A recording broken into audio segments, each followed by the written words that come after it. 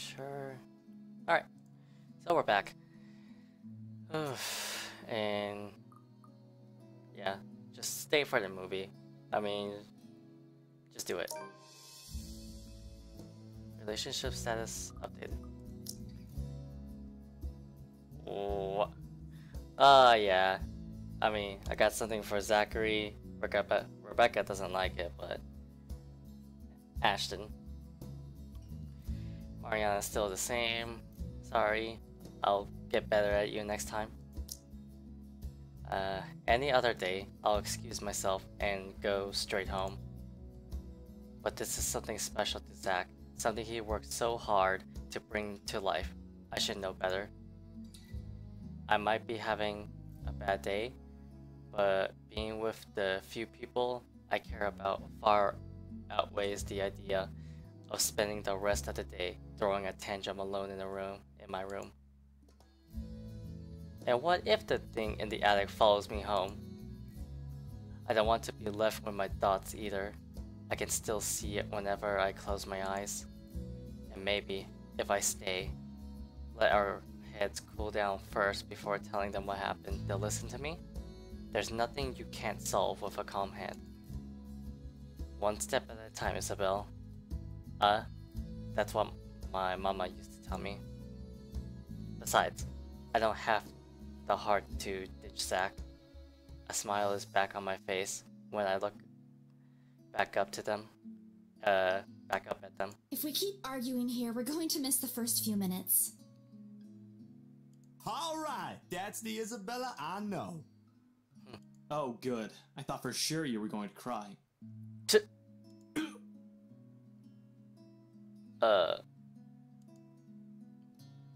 This time, I really do send an elbow straight to his stomach.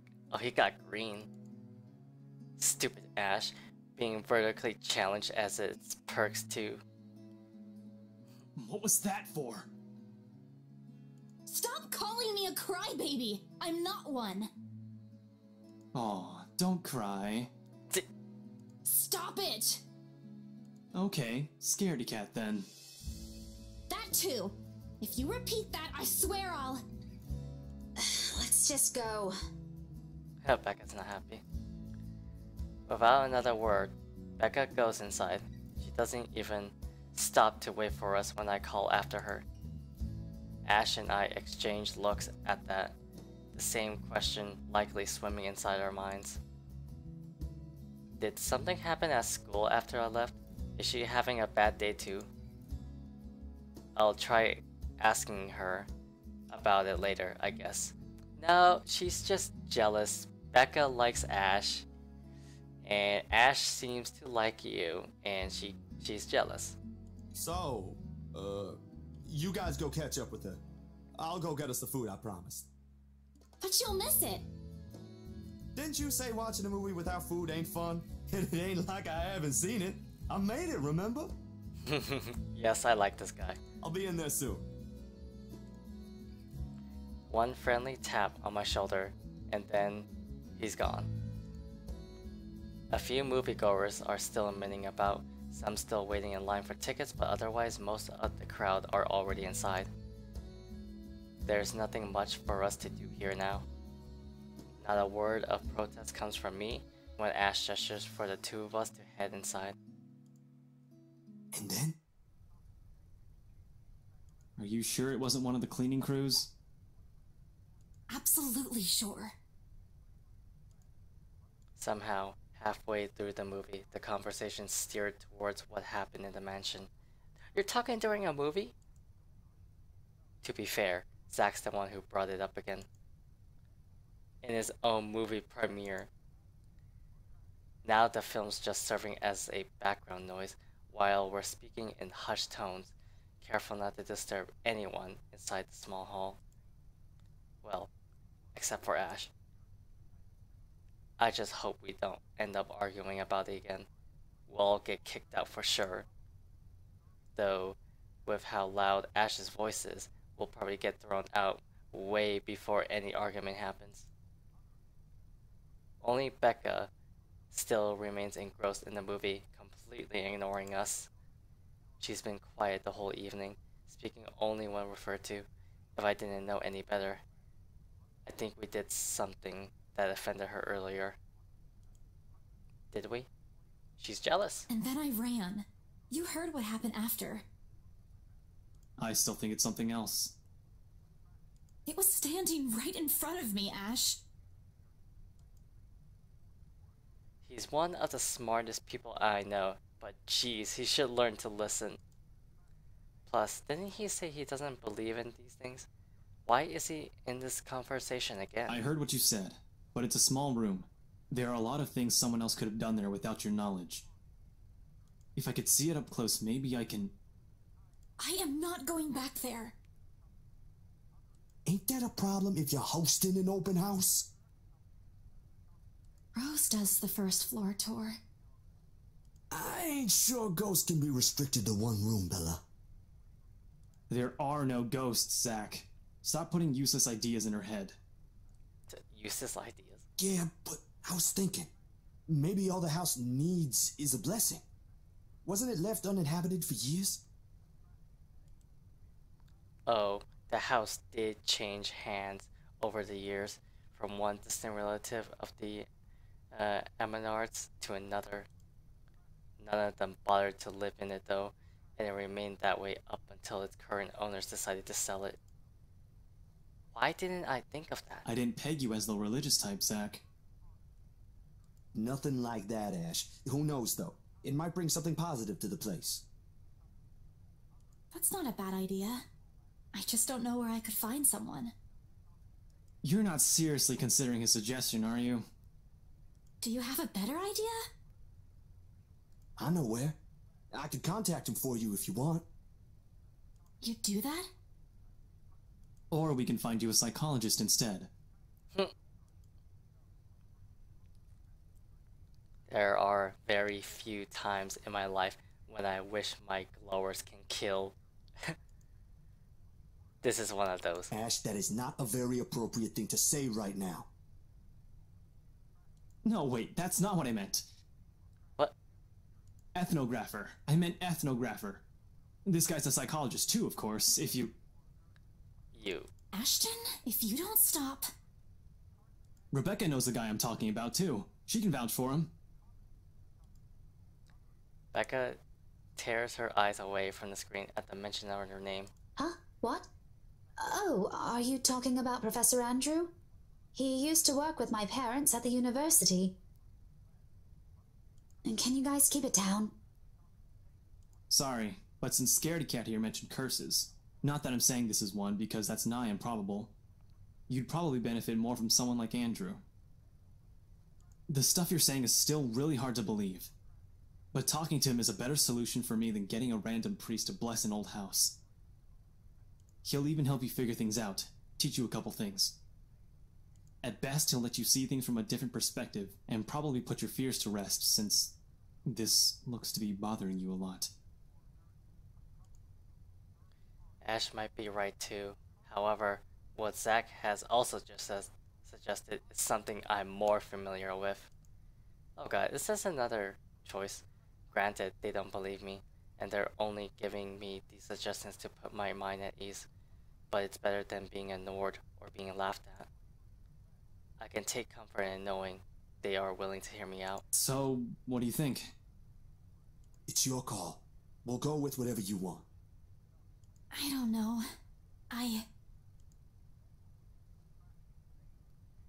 Who should I meet? Meet with the priest. I feel like that's just enough. That's just gonna make it worse. So, I guess we'll meet with a professor. Meet with the modern day stuff, but I don't know.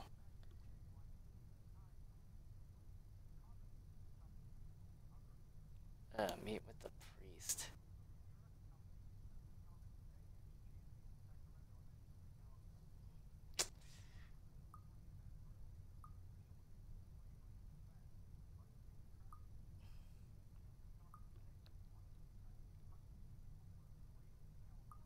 Oh, this is actually tough.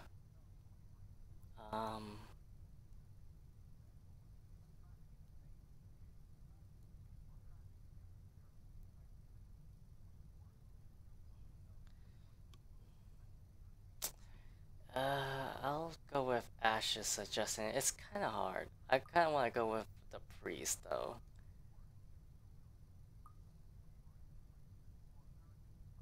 But I feel like it's gonna anger it more.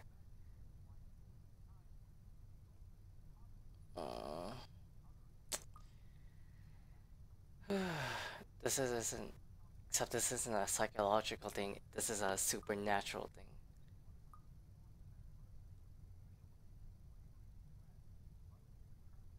I kind of want to hear what the priest is, so we'll go with the priest. I'll think about it. But maybe we could go with Zach's idea? Did it went down even further? Oh no, it's just Zach. Okay. Alright, thank you, Ash. I'm not so sure about that. Well, it wouldn't hurt to try, right? If it doesn't work, it doesn't work. At least we did something than just stand around. I'll let you know when he's available, Bella. Thanks, Zach. I knew I could count on you. Guys, I said keep it down. You keep insisting that we still watch it, yet you're not even paying attention yourselves. Oh god. It ain't a big deal, Rebecca. I'm the one who broached the subject in the first place.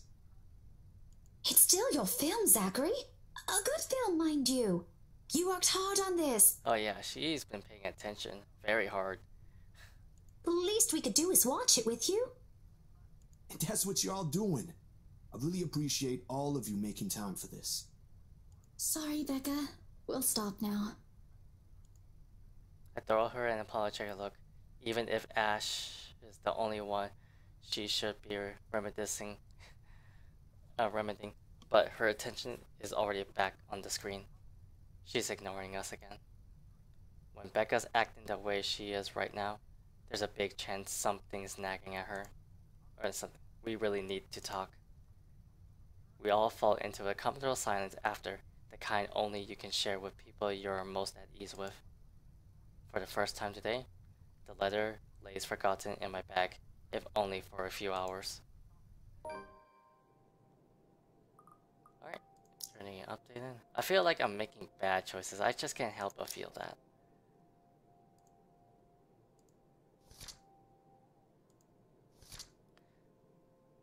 So, Dark Times of the Black British? Huh.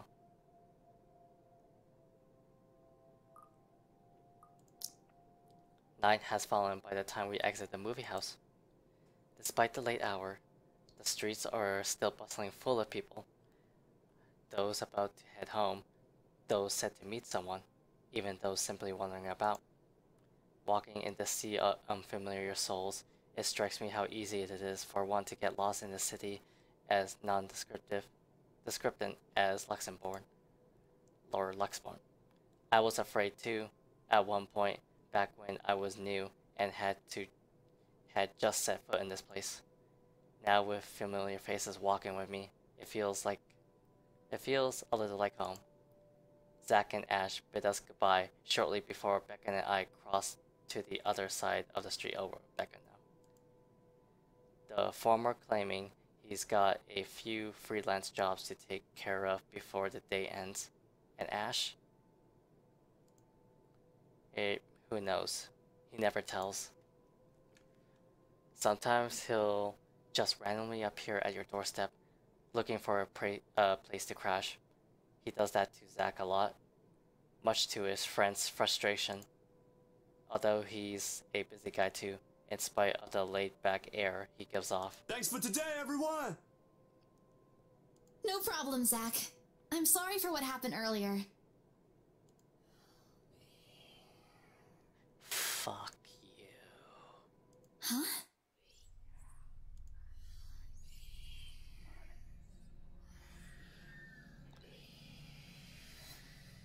Why now? It's 3 o'clock in the morning. And sensation. Cold, sickening, drowning, my chest tightening, breathing, becoming labored. I can taste blood in my mouth. The edges of my vision blurs.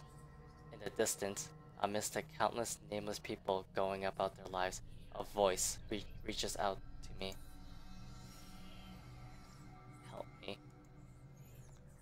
bleeding even as I clench my eyes tight and clap my hands over my ears, whispering and whispering and whispering, calling out.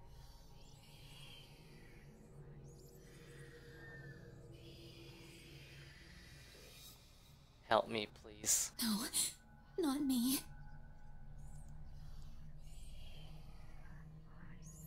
Jesus, that's creepy. Somebody. Isabella? Earth to Isabella? At her voice, the whole world suddenly snaps into place, the murmurs gone. When I open my eyes, Becca raises an eyebrow at me and questions. Weren't you listening? Are you coming with me? Yes. Oh, yeah. Just... okay. Sorry, I spaced out. Ash knows better. You always do that. I follow her without complaint, but not before sneaking a glance to the far end of the street. Where the voice came from, where another set of eyes might be peering at me. Nothing. There's only Zach and Ash watching over us as we head back to where Becca parked our ride home. If I'm expecting to see something or someone there, I try not to let it show. Try not to think of the tiny pinpricks of fear crawling at the pit of my stomach. See you guys some other time. Yeah, see ya! Another glance, and with a final wave, we go off our own ways.